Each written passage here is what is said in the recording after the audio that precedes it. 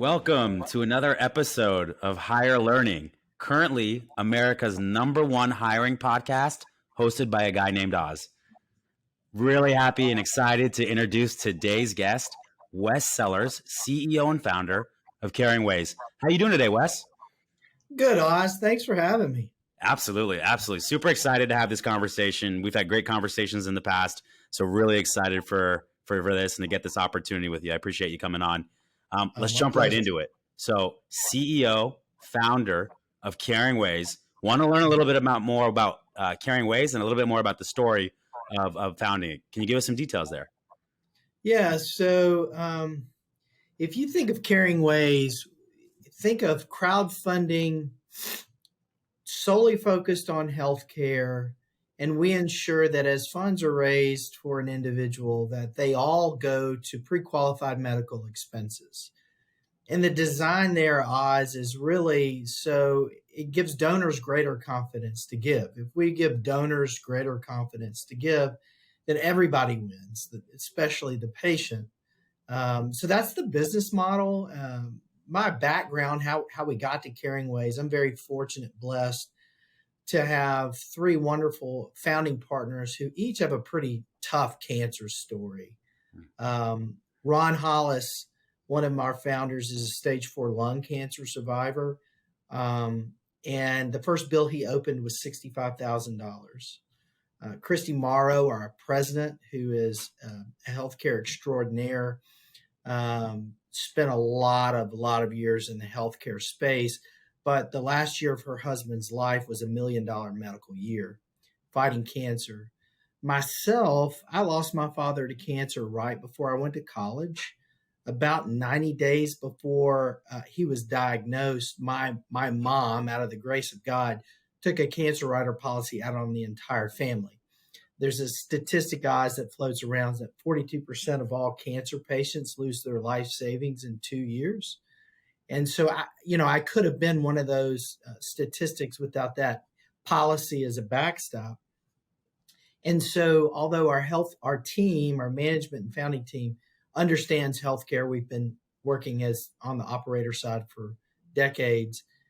I think our competitive advantage is not that we get it here, but we get it in the heart.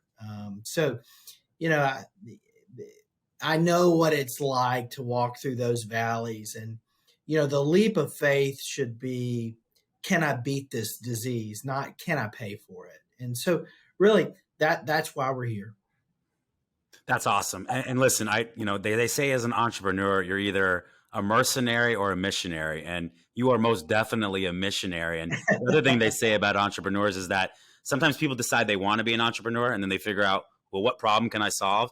And then you have the reverse, right? Somebody gets encountered by a problem, and it drives them to be an entrepreneur. And I just find that to be so uplifting and so incredible. I'm really interested in the crowdfunding aspect of what you said. So I know you said it gives donors more validation around where their money is going. How does that actually work? Yeah, so there's really two instances that we do this. Let's talk about the mental health crisis in the country right now. And that can be addiction all the way to depression. When those crises arise, as we raise money for a patient, we send those dollars directly to one of 400 vetted facilities across the country. It allows friends and family, you think about it, Oz, to really invest in someone's recovery. Unfortunately, those are instances where you don't want to get that individual any liquidity at all. We don't want to put them in a situation and invite them to make other poor decisions. And so really we provide a bulletproof way to crowdfund, and we're the fiduciary. We send the money directly to, vetted providers across the country. And so that's really how we do mental health. Because that narrative, Oz, is really about just the delivery of care and the expense associated with that. When you think broader, when you think about whether it's a NICU baby, cancer, pediatrics, cardiac, oncology, whatever, what we do in those instances, it's like almost like crowdfunding and an HSA had a baby.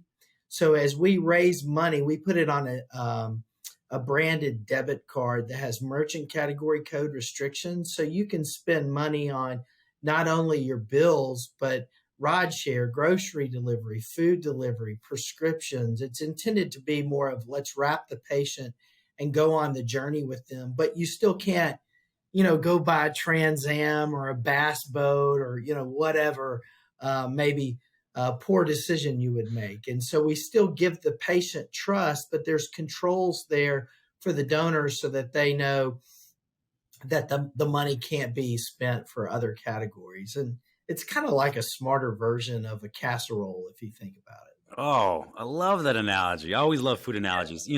I've told you this before. I admire so much what you, your team, and the company is doing. There's a lot of conversation in America about healthcare and what's Yeah. different in other countries. And, you're doing something about that. And I think it's fantastic. Anything I can do to call attention to it, I want to do it. So really, really pumped to hear that. And I appreciate you giving us that explanation. My next question for you is the CEO of the company. Are the other two founders, are they day to day or are you the main day So to day person? yeah, so our president Christy Morrow is day to day. Ron Hollis works for a holding company that he and I founded in the healthcare space years ago. But he's on our board, so they're all very much involved, whether it be day to day or from the board level. All right, so I want to understand. Tell me a little bit about your day to day in terms of what you are doing when you wake up to when you go home for the day. Let us know what the role of the CEO at CaringWays is. What's most important? Yeah, What is your day taken up by? yeah. I think any good CEO has to give credit to their team as you're growing as a startup and as you grow. Because Oz, you've built a great company. To I get appreciate to that. where you are from an idea is so hard.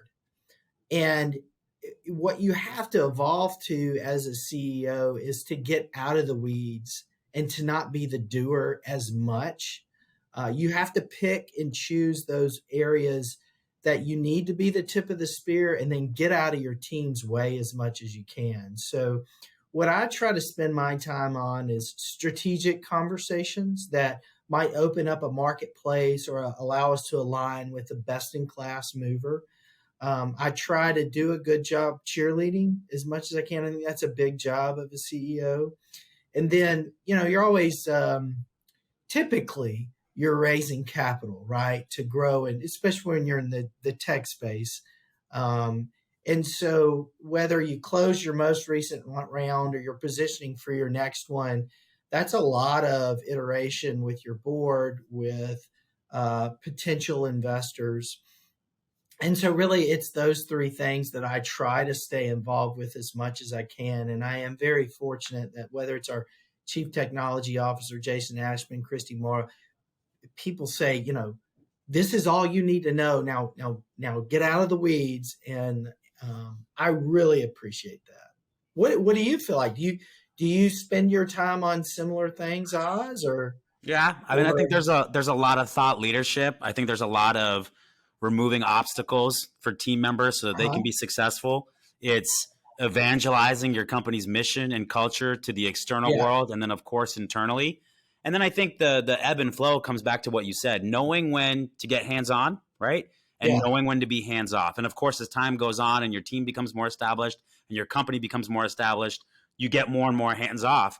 But I think at certain times there's also times, especially in times of crisis or times of issue, where you do have to 100%. be hands on and where you do have to grab the wheel a little bit and drive the bus. So I think the key thing is knowing when the right time to do that and knowing when the right time to pull back is, because it can be very Yeah, detrimental if you miss on either side of that equation.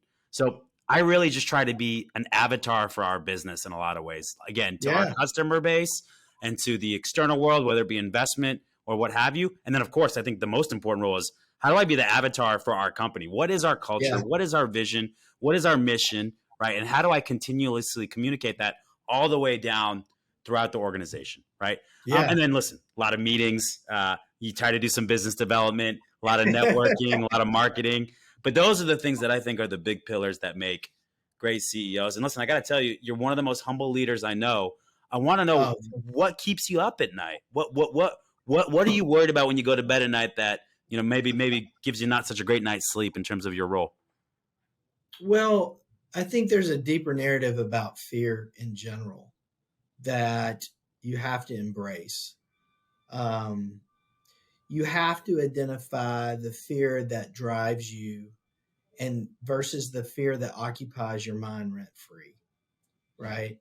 So there is, to sleep good as a CEO over time, you have to realize that you're going to have just some sleepless nights. And there's just some nights, eyes, you probably, it's like, it's 3:30. Like, what's the point? And I'm not laying in this bed any longer, tossing and turning.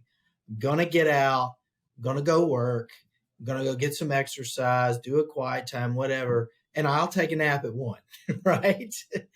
But, so that some of the things that keep you up or not are just unnecessary what ifs that you can't give them a life. The primary fear that keeps me up consistently is that CaringWays doesn't help as many people as it can. It's that simple. I would probably have a different opinion eyes if I was a home builder or fill in the blank, where this is purely commerce, which is wonderful, right? But you're talking about life and death. You're talking about the chance to give someone the peace of mind to just focus on recovery. And primarily, we're a tool to remind people they are not alone. It's bigger than money. That's really powerful in scary situations. And so that's a real burden to me. And Oz, you've been such um, a breath of fresh air and have put wind in my sails to just say it's okay. It's okay to say what you wrestle with and to embrace those things and say, you know, I don't want to be a limiting factor to giving that life and getting it out there. Um, and so I do appreciate your influence. But the one thing that I think is credible that keeps me up at night is we just don't help as many people as I know we can. What a fantastic answer. Jackie, can we make this a Wes Sellers podcast going forward? That was awesome, man. Love Oh it. man, thank you. Love it. But I do mean that about you. Our conversations, you just come off as very empathetic and approachable and transparent. And you know what? That allows you to get out of the way, right? And to stay focused on the mission. I really appreciate it, man. Thank you so much for that. So I'd be remiss if I didn't ask you. It's September 8th. As of tonight, the NFL season kicks off. I know you've done some work with the Football Hall of Fame. Tell us a little bit about that. How did that partnership start, and what exactly you do with them? Yeah, absolutely. So I've got to really brag on, first off, my friend Ryan Kane, who's a real thought leader in the behavioral health and mental health space. He is the founder of Hall of Fame Behavioral Health, as well as a really awesome nonprofit called Fund Recovery that drives down the cost of care for people in the behavioral health space and provides scholarships so that people can get to care. And so Ryan is who brought me to the dance, if you will, Oz. But what you find in the professional football space, especially as people retire, you know, whether it's just wear and tear on your body, whether it's lifestyle, whether it's you're prescribed opioids, it's CTE. These are all things we have to talk about, all things we have to embrace. And so Ryan has allowed CaringWays to create a relationship with Hall of Fame Behavioral Health, such that if there's a legend of the game, it doesn't have to be necessarily even a member of the Hall. They're family members that are in need of help, and they can't afford the care they need from a behavioral health standpoint. We can come along, Oz, and crowd fund that support and really align it with philanthropic donations from Fund Recovery. So we're weaving together these neat financial elements, whether it's a friends and family dollar paired with a philanthropic dollar, to really care for these folks. And you know, all hats off to the Hall, because those players are so quick to stand up and say it's okay to not be okay. And so what you'll find is, you know, stigma is really the leading killer of people in all of this. So to have like a Charles Haley say, "Hey, I'm bipolar," and that's okay. Once I got help, man, my life has been great, and you need to embrace that. So really, it's that work that I got to pinch myself a lot of times. Like, where am I? Like, y'all do work with the NBA, like you get in those rooms and you're like, what is going on here? And oh my gosh, there's Emmett Smith and there's Jim Porter from the Hall of Fame. And, how did we get here? So I very much have my Forrest Gump moments, but we are in a big current and we're very blessed to be associated not only with Hall of Fame behavioral health, but with fund recovery in the Hall. And it's been awesome. Fantastic. All right, I got to ask you before we move on to the hiring questions. Do you have Yeah. a Super Bowl pick for us? Man, I gotta be a homer, right? I love my Titans. They're a hometown team. They're very much in our fabric. They make us really, really proud. Just really how they're a part of the community. I think we didn't really show up well in the playoffs the way we should have that last game, but I like my team, and I think that there's some personnel changes we're going to have to navigate. But I'm going to go Titans. Titans. All right. I'm going to pick the Cardinals from the NFC. We also didn't have a great year last year in the playoffs. Redemption tour for both teams. Come on, baby. I'll meet you at the Super Bowl. It's in Arizona this year, okay? I love it. I love it. I love your quarterback, too. He's easy to watch. Yeah. I hope he has a great year. So, listen, I know you've done, as a co-founder and CEO of a company, you've done a lot of hiring in your time. One of the main reasons this show exists is because we want to better understand the hiring practices and what makes people who are really good at hiring good at what they do. So let's start here.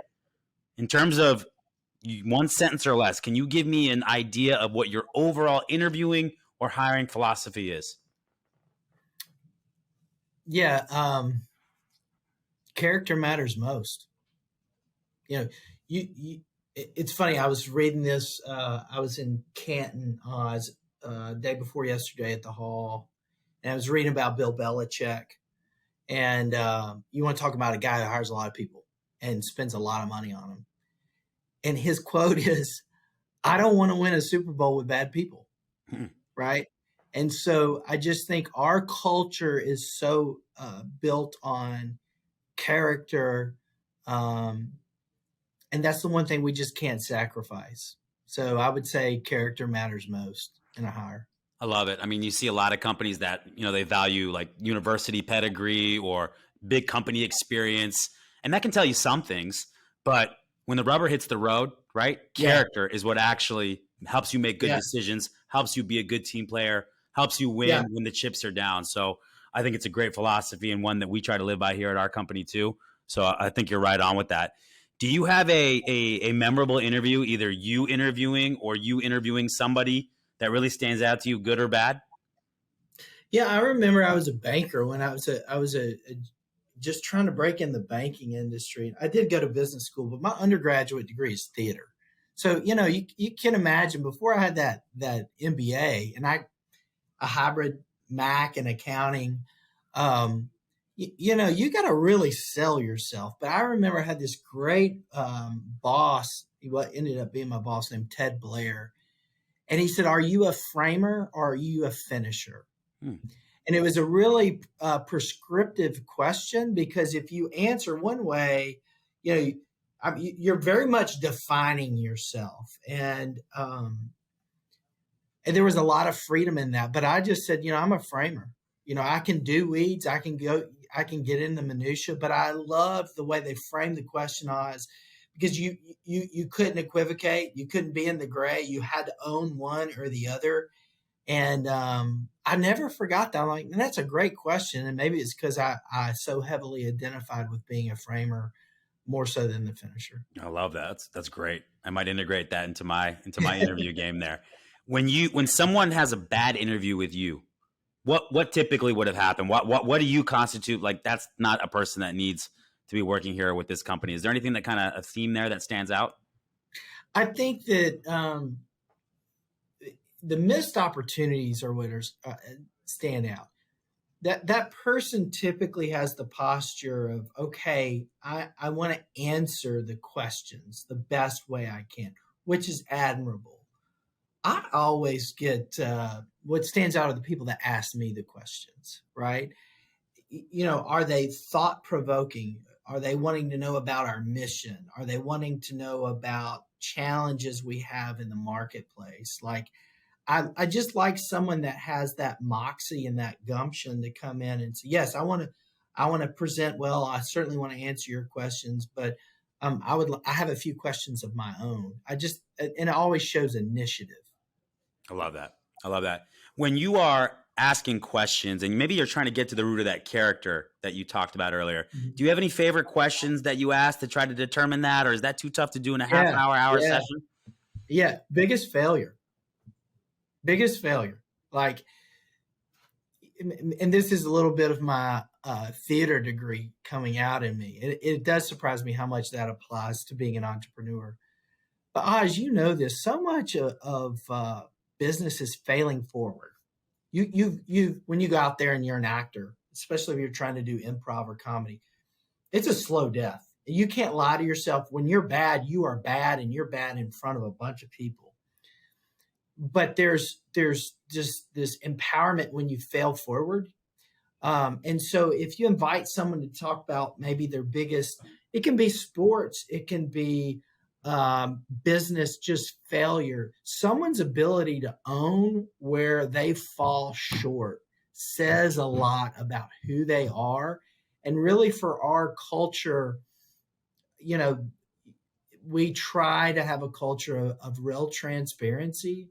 And part of that is, yeah, man, I thought we were going to hit that number. I thought we were going to get that sale. I thought that was the right space to take the company into, or the right joint venture. And you have to look at people and say, I was wrong. So to say, what's your biggest failure? We want to give it context. I don't need to know about your personal failures or relational failures. We don't want to go there. But I think it reveals a lot about the person. Sure. You got me thinking. I'm going back through my Rolodex and how I would answer that question. So it's definitely Yeah. super Yeah. thought provoking. When you miss on, because we all miss sometimes, right? We don't always, no one's 100% perfect at hiring. When you miss on somebody, is there something that you can kind of always look back on, and that maybe a red flag you missed, or a question you didn't ask, or something that you maybe overemphasized that didn't need to be? Yeah. I just think that sometimes you want to help people, like, I think they could be a fit here, and I know they need some help. That can get slippery, you Sure. know? Whereas it's, man, this guy's just a perfect fit, and we can't miss out on this lady, this guy. So for me, sometimes, and I would say more so with other companies than any hire we've had at CaringWays, but sometimes trying to help someone that needs a job versus finding the right person. If I'm just being honest, that's probably where I've messed up a few Yeah, I times. mean, a lot of times I think what can happen is I like the idea of this person if X, Y, and Z happens, but maybe you're ignoring the things in front of you because maybe you want it for them more than they want it, or maybe Yeah, you're kind of idealizing something that is kind of in your face, telling you this might not be the right fit. Is that a fair way to I, say that? I, I love the way you said the second one. Idealizing something instead of saying this might not be the right fit. Okay, good. I love it. So, what do you do? Because we all agree that candidate experience is important. I've asked that question multiple times, and everybody says it's a really important thing. Is there anything in particular that you do that creates a candidate experience for CaringWays, or when people interview with you and your team, that you found has been really effective, or maybe something you even want to be better at? I think it's something I'm still really learning a lot about, Oz.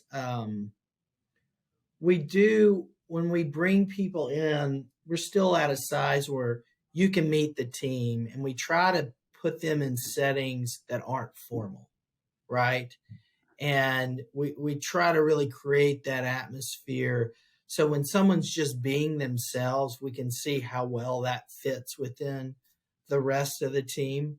But that's something that I would look for from a thought leader like yourself, from just the best practices. There's companies in town, where even large ones, that I know one in particular, where the CEO will want to go to dinner with you and your significant other. Mm, right? And I got to tell you, I can see some real wisdom in some of that. hmm. That's kind of niche to them. I don't know anybody else that does that, but that's kind of one of their best practices that they do. So yeah, I would say, Oz, teach me what are the best things that you see out there?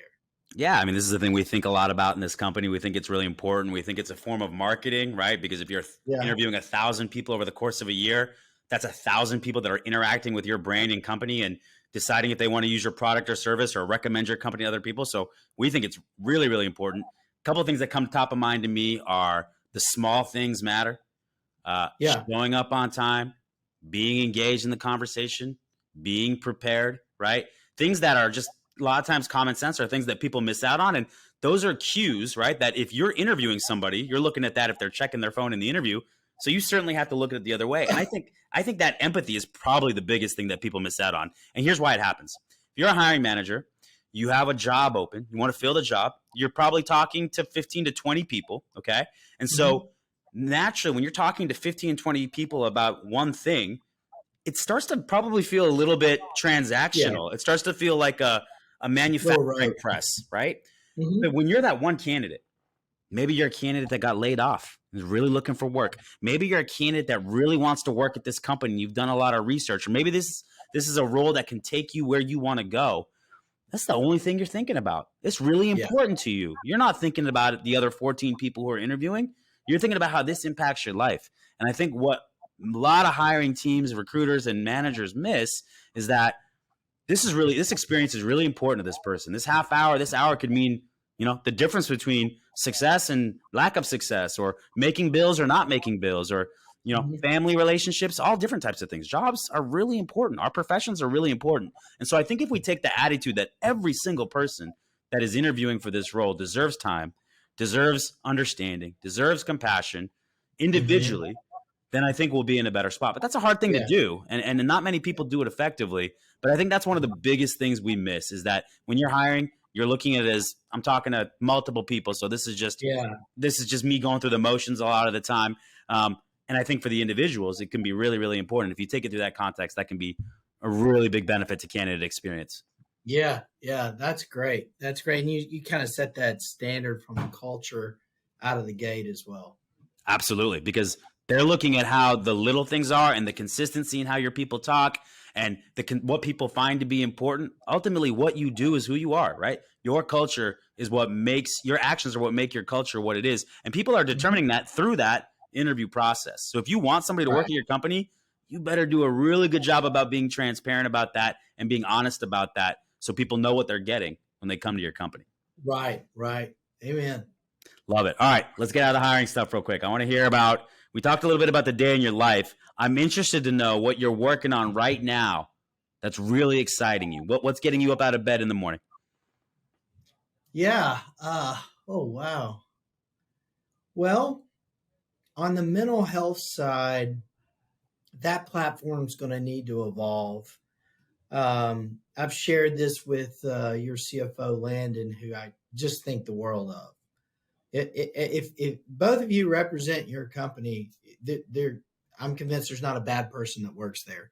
I Um, appreciate it. but what we've begun to do in the mental health space is not only raise money for individuals, um, we've also been able to go to facilities themselves and raise money.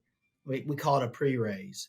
So at the facility level, and so that when someone walks through the door, we have this corpus of money set aside. And in every instance, there's still discounts on the care itself. But we're also beginning to align with foundations, family offices that really want to provide credible funding um, for populations, for neighborhoods. So, Oz, there's a buzzword in healthcare called population health management, or pop health.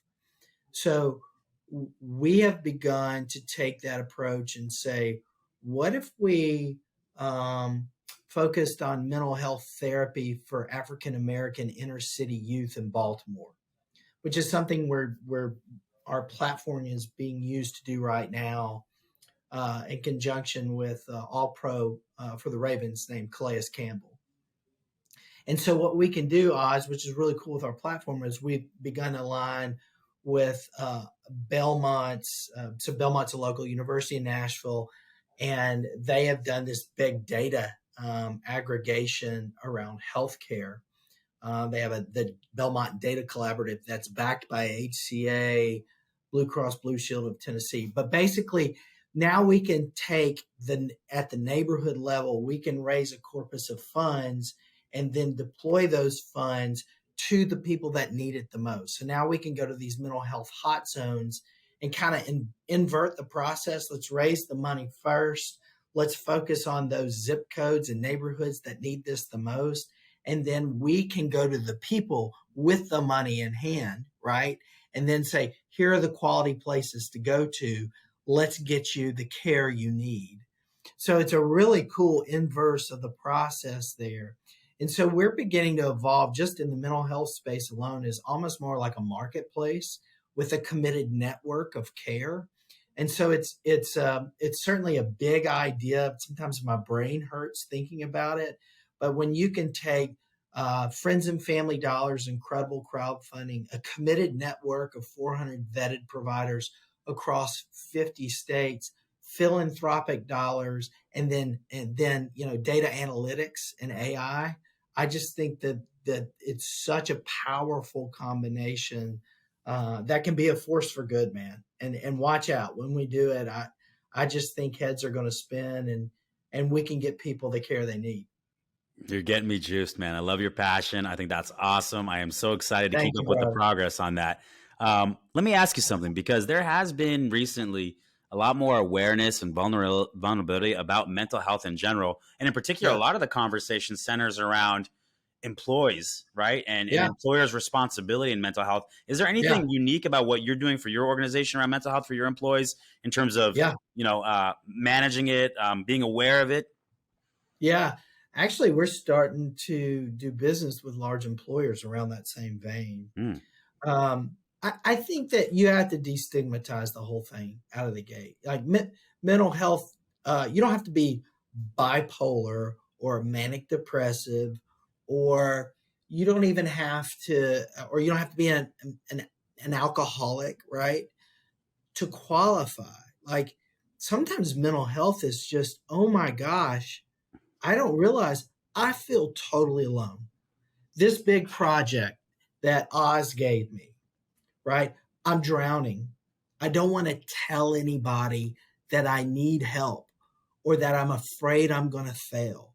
Like, I think that is so. If you said, if we move down the paradigm, maybe a little bit further from the clinical and just to mental well being, that's where the conversation has to start. Um, because if you can intervene earlier, right, when someone just feels alone or overwhelmed, and you can say, "This is a safe space to talk about that," then you can intervene earlier before it turns into something that is more chronic, is scarier. You start self-medicating. So I think within our organization we do a pretty good job of just checking in and saying, how are you doing, right? How are you doing? Where do you feel swamped? Where do you feel overwhelmed? Where do you feel undervalued? um, and be more preemptive with it. That's really what we try to do. I love Uh, that. And as the CEO, as the leader, I mean, you have to model that. You have to be vulnerable yourself. So are you finding opportunities to do that with your team? yeah, I believe I can. Even if it's something small as here's a vision, here's a big idea, we're leaning into it. Hey guys, it's not going the way we think. I think it should. Or I think we can still get to the same spot, but it's going to be twice as hard, and we need to do that, right? My CTO and I, we've been friends for over a decade, he's just someone I can go to and say, man, I'm really wrestling with this. Help me out. What do you think? Give me your perspective. And just having those safe spaces to have those conversations is a big deal. That's awesome. Absolutely fantastic. All right. Last question. We have a thing we like to do on this show. We want to go through an old LinkedIn post or comment of yours. We want to get some context. So I'm going to read it to you, okay? All right. Wes Sellers, ask boldly, give confidently is your tagline. Love that. Like many Americans, I know what it's like to face overwhelming medical expenses. So we built CaringWays, a fundraising platform designed specifically to help patients, their loved ones, and healthcare providers resolve medical bills in a way that is dignified, convenient, and secure. We are grateful to have the support of Harpath Capital LLC Ventures and Caduceus Capital Partners. Caduceus Capital Partners, who both led our recent round of funding. Now, being an entrepreneur, one thing that is really important, like you mentioned earlier, is being able to go out and get capital, being able to bring in funding. So I'm interested when you were able to secure this funding, and I know it meant so much for you and for your company. What were the feelings you had? What were the emotions? Obviously, you posted this, but I'm really interested to know, what was that? Was it relief? Was it, this is just the beginning? Was it confidence? Like, what did that do for you? I think I'd be lying if it was any one thing. So there was gratitude that when you say Harpath Capital, I think of Chuck Burge. When you say Caduceus Capital, I think of Dave Vreeland. And those individuals are people you want to have on your side when you're in a gunfight. Chuck Burge for Harpath Capital, he'll run through a wall for you. Hey, you want to meet with that guy? I got it, right? Dave Vreeland is very much, how do I get in the band with you? How do I make sure we got the right people playing the right instruments? And I care too much about you to not just be very blunt. And it's a good type of directness that I just don't want you to waste any more time, right? I was raised a certain way. Oz, if you give me 10 grand and we raised, a couple $1,000,000, that's somebody's hard-earned money. I'm just not going to probably have peace with that until you're paid back, until you've got a good return. I don't know if that's a good thing or not, but that's how I'm wired. That's the type of person I'd want to give money to, They respect every dollar. And so part of it is, let's go. We have got some great people behind us.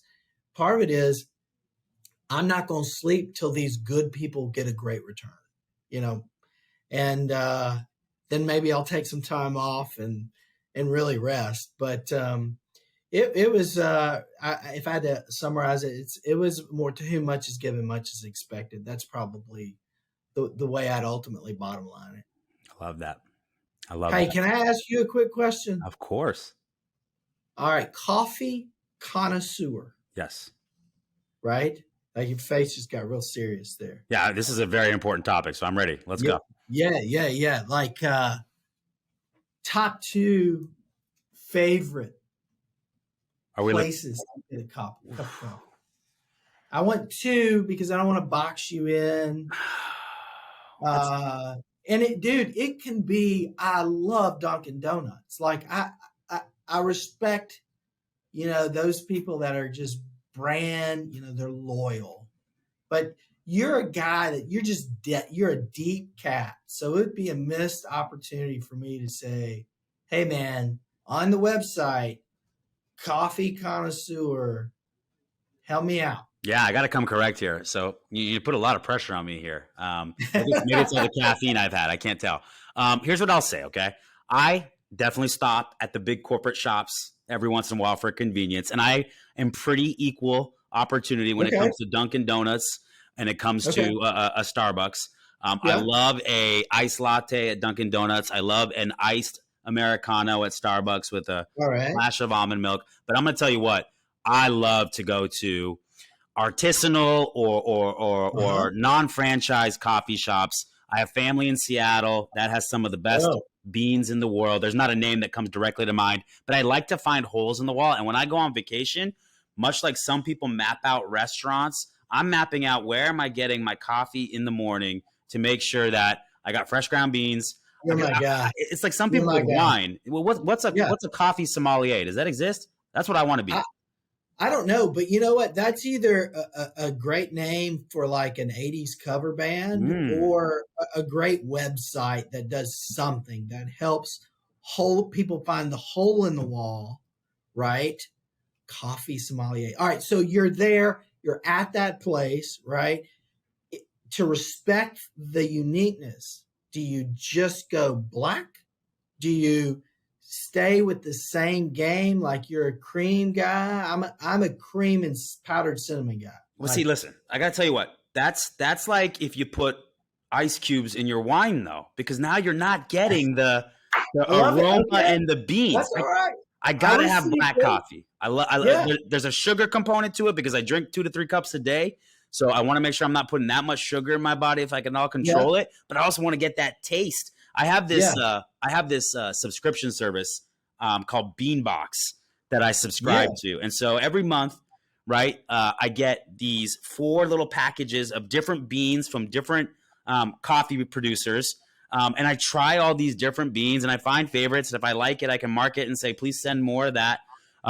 So I didn't mean to be doing a big sponsorship here for Beanbox, but that's been a way that I've been able to try all these different coffees. And one of the best investments I made has been one of those really nice yeah. espresso makers. So between getting that present every month of the new coffee and then going and using my espresso machine every morning, I'm like a little caffeine addicted kid at Christmas every morning, and that's why I just love my coffee. I love the taste of it. I love the beans. But I do think putting cream in it, it really just Yeah. becomes about the cream at that point. So I try to avoid that when possible. Well, Oz, you're somebody that's already given me great guidance professionally. Now we're on to something that is of real intrinsic value. So if I need to back up off the cream, I think if I stick with my Starbucks, I'm good because that's wherever I want to be. But when I'm at the unique spot, I'll start going coffee black, Well, man. here's what I need from you. I'm coming to visit Nashville pretty soon. When we get All right, together, yeah, you're going to take me to a good coffee spot. I'm on it, dude. I I'm love on it. it. I think there's a coffee podcast in the future too. We'll look into that. You'll be our first guest. I think coffee sommelier is your next I great think tech we app. got it. We got higher learning. We got coffee sommelier. We're starting a whole channel here. Wes, Oh man, I bless know you, you buddy. I know you won some fans today. So I want to give you an opportunity to, if people want to donate to CaringWays, if they want to work at CaringWays, if they want to learn more about CaringWays, where do they go? How do they find out? Yeah, so website, www.caringways.com. My email, just look, I'm hands on. Wes, WES at caringways.com. Right? If you want to learn more about us, if you're interested from a job standpoint, we always need good talent. And then there's some campaigns you can contribute to on the website as well. So, all that being said, Oz, I'm just happy to hang with you. Thank you for the chance, privilege to be on this, and more than anything, man, you're a good CEO out there that folks like me can learn from. So, Oh man, thanks for you give thanks me for your too time. much credit, my man. But listen, your company and yourself are an inspiration to us all, man. I am so excited we got a chance to talk, and hopefully people go and check out the website and email you so they can contribute and learn more because I think it's a wonderful thing you're doing. Thank you, brother. Appreciate it. Have a blessed day. See you, All right, man. man. Talk to you later.